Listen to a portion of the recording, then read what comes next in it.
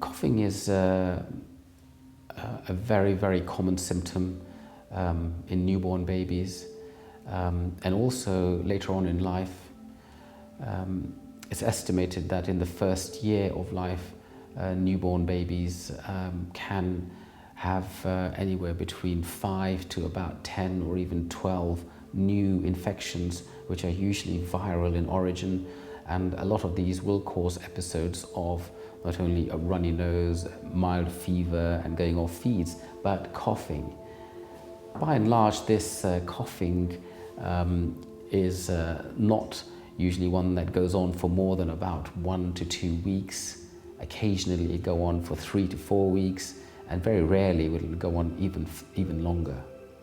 Some of the features associated with coughing which should prompt parents to take the cough a little bit more seriously would be if the coughing is associated with any difficulty in breathing or persistent wheezing, or if there is a persistence of high fever, or the coughing is so severe that it's regularly causing a baby to vomit with the coughing spasm.